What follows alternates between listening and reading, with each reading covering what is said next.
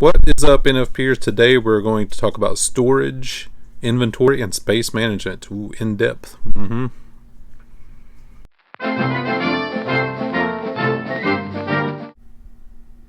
So there's several steps in the assessment process.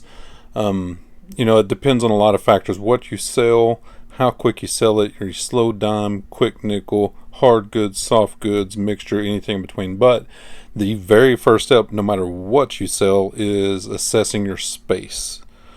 Yes, you got to measure your space, what's going to be in it, where it's going to be placed, how are you going to store the stuff? Are you going to store them in bins, hang stuff up, a combination? Are you going to have consistent bins, or are you going to have random bins? So there's a lot of things to take in consideration, but the first step is the space management aspect of it, and I'm going to show you what my wife and I did to assess our space at the beginning. So the first step we did, obviously, is measured our space, and my wife used a graph paper, and each square represents 6 inches, and this is to scale. So we measured our space out, and you measure even all the furniture and shelving units, desk, anything you're going to have in this space, you put in here. My wife is particularly good at this because this is what she did in a former life before her current job. But she could have done it more professionally in like AutoCAD or Revit, but hand drawing is just fine, and anyone can do this. We measured all of our shelves, like this is our shelving, our shipping shelving, where we have all of our boxes and poly bags and everything on. Measured those and placed them where we thought they would fit best. And this was tinkered with. This wasn't we put this all here initially and that was it. No, we tinkered with this. We moved stuff around and all that stuff. And like right now, I have this cart sitting right here on this plan. Actually, this didn't end up there. It ended up over here in front of this desk. But you never can exactly, this gives you a good idea, but you never can tell exactly how it's all going to fit until you get it into place. Moved my big desks into an L-type formation, whereas before I had them side by side over here. We did the L, and this is just a chair. We have a little lab table here that was we had back in Missouri as well, and a chair is here as well. I'm sitting in that chair right now over here, actually. So down here, this is where all of our storage bins are setting, along with right here.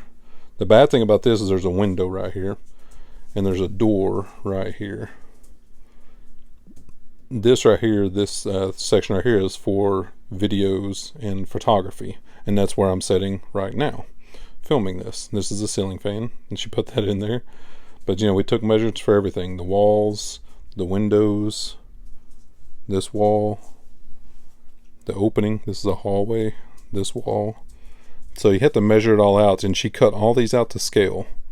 This is the actual size of the desk, lab table, and, to scale to fit with this. So that's space planning. You figure out your space and kind of tinker with where you want everything that works for what you do. So next up is storage. So storage, this one is really, really tricky in that it can get really expensive depending on your goals. But what we decided on do the best space and bang for our buck is to basically make a modular system where I can have a significant amount of storage but still be able to move it. And with that in mind, we got our storage bins here, you see right there, and I'll talk about the numbering system here in a little bit. We put them all in these flat carts, these heavy moving carts. They're the movers dolly, and I got these at Harbor Freight for about, I used a coupon on these, and they were on sale, and I got these for about $15 or $16 each. But that is expensive, but it helps me store more, because if all this was just set in a place, it'd be a pain to move a stack to get to another stack. With doing it this way, I can move stacks all around, all these stacks, and it's not a big deal. They're easy to move. I can move them out of the way, get to what I need to, and put them back very, very easily. So we do have a combination of bins, but our primary bins are these clear bins, and I get these at Costco, and these are about $5 per bin, even at Costco. But we wanted consistency and strength and size, And that's why we ended up going with these for the most part. We still have a lot of Rubbermaid bins like this that I pick up at the thrift stores. But usually I use these just for like unlisted inventory or something like that, which I have too much unlisted inventory. That's why I'm doing mystery boxes. Oh boy. But yeah, that's what those are. And you see the stacks here. I got all down there, and I got another stack behind me here. Okay, so the inventory numbers. We just came up with this. The D means dolly. That's what that is. It's a furniture dolly. So this is dolly number 2 and bin number 22. So we put that, I list an item and it ends up getting stored in this bin, I put in the custom SKU on eBay D222. So I know when something sells, I know exactly which bin to go to find that item. And over here is D1s, dolly 1s. And the next question people will probably have, well, how do you determine what goes in what bin? Well, there's several lines of thoughts on that. Like, you have, basically in my mind, you have two things. You have hard goods and soft goods. So yeah, hard goods and soft goods. And soft goods can go all together easily. That's not a big deal. They don't get too heavy. I mean, the heaviest bin I have with soft goods is maybe a bin full of jeans, but that's still not too heavy. With hard goods, it's a little bit trickier because you don't want to overweight these bins. These things can and will collapse if you overweight them. I stack these 6, sometimes 7 if they're light on the high side, 6 high. But basically what I do when I list something, I don't have in mind when I'm listing it exactly what bin it's going to. After I list it, I will go and find out where is a spot in a bin that it'll fit and that it'll work. As in, I don't want all glassware in one bin. I don't want all books in one bin. I don't want all movies in one bin. And the reason is weight. When you mix stuff together, it distributes the weight better. So a heavy bin doesn't end up, on top or in the middle, even on bottom where it gets crushed or anything. So all the hard goods ends up getting mixed, whether it's breakables or CDs or DVDs or wallpaper border or whatever. They all get mixed. But the soft goods usually get all put together, and all my soft goods are usually in D1 or D2. But if those are full, they go where there's room. That's the bottom line. So that's my dollies. I think I have 7 of these stacks, and there's 14 bins on each stack. So 7 times 14 is 70, 84 bins. 84 of these clear bins full of stuff. I wished I had more room, but that's about the maximum amount I can do right now. Now, if you would have saw on the floor plan, I had supposed to have space for up to 12 bins. And that was the plan, but the best laid plan. We have a Murphy bed down here, and the movers moved us in here, and this is before I decided I was going to ramp up eBay this high. And we thought this Murphy bed would work down here because, a Murphy bed just folds up in itself and it's up against the wall. Well, turns out with doing this, I could use that valuable real estate, but we thought about moving it upstairs, but it's just too big. It's just way too big to move upstairs, so I'm just kind of sticking with what I have instead of having to move that Murphy bed. So another thing we do with soft goods, most soft goods, especially small stuff, t-shirts, jeans, dress shirts, usually get folded up, polybagged, and put into a bin, just like I showed you. Jackets and coats I hang up out in my garage. I'm not going to show a video of that or anything, but just because my garage is so packed full of stuff. But out in my garage, I have a bunch of hanging poles that I have mounted up on the walls and on racks and stuff, and everything's just hanging up out there. It's safe for my animals. I do have cats and pets, and I don't want that hair getting all over the clothes.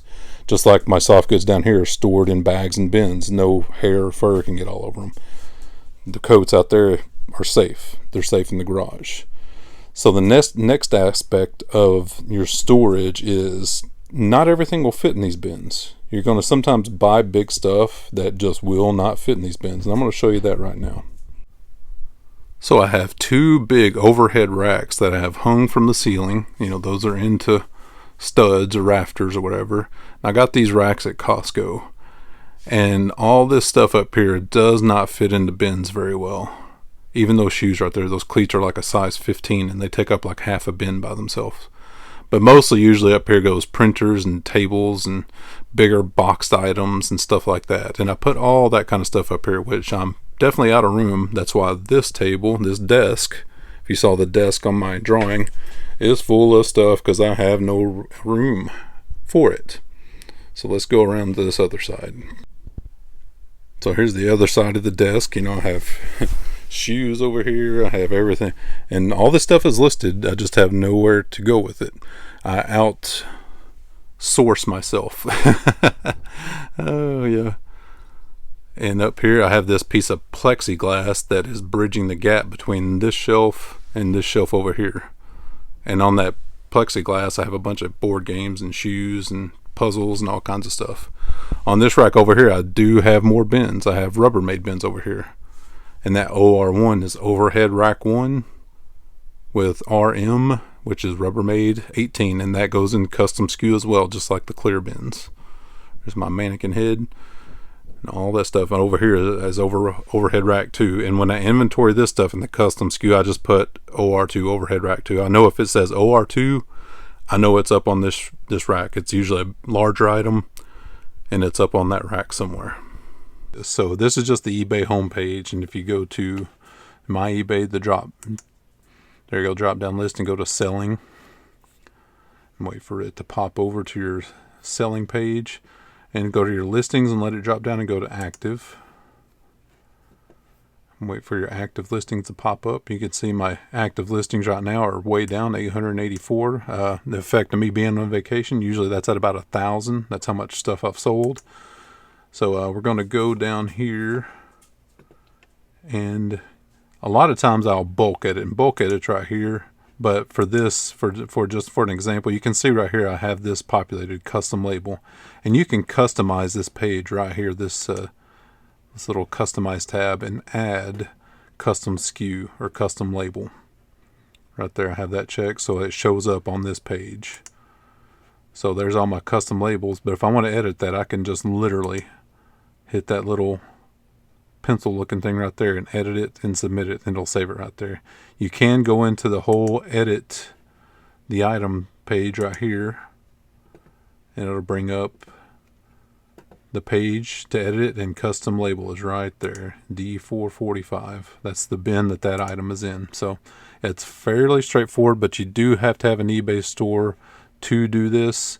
I wish there was a better way if you didn't have an eBay store, but what I have done on my third account, which I don't have as a store. So if you do not have an eBay store and you still want to do an inventory system, this is my third eBay account. This is just a tiny small account that I only have a few items on that I'm just building up just in case I need it. You just never can tell. I'm a planner. I like to don't like things to surprise me, so especially where I'm relying on a lot of my income on one thing, I don't like that. So it's just like any normal eBay homepage. You go to the My eBay or the Sell tab, My eBay tab right there, Selling, just like the other one. But this is not a store. This is just a basic, super basic entry-level eBay account. So what I did over here, I don't have the option for a custom SKU like you do on a store. So what I do here is if like you click on this item right here, you can see right there at the end I have M3. That's where this item is. It is in mug bin number 3. And I think what I have mostly on this this account is mugs. I do have some DVDs. Like right here you can see this Saving Grace Season 1 DVD. I don't have it inventoried yet, so there's nothing there. It's probably sitting right beside me, waiting to be inventoried. So yeah, I just put it at the very end of the title. Like right here, this Winnie the Pooh mug, M2. It's in mug bin number 2. So that's what I do. Obviously, there could be a lot of different ways or methods to do this stuff. So that is it, everyone. That is the real quick, down and dirty, talking about space management, storage, and inventory solutions. I do it real basic because I'm doing this out of my home. This is not like a professional commercial warehouse. This is in my house, all this stuff. So but if you guys have any other more in-depth questions, please feel free in the comments, hit me up. I will do my best to answer. Thank you to all of our old subscribers, new subscribers, and everyone in between. And please check out Patreon, link down there if you enjoy what you see. If you enjoy the other videos, we do appreciate being appreciated. So thanks guys, and we'll see you next time with the What Sold video. See ya.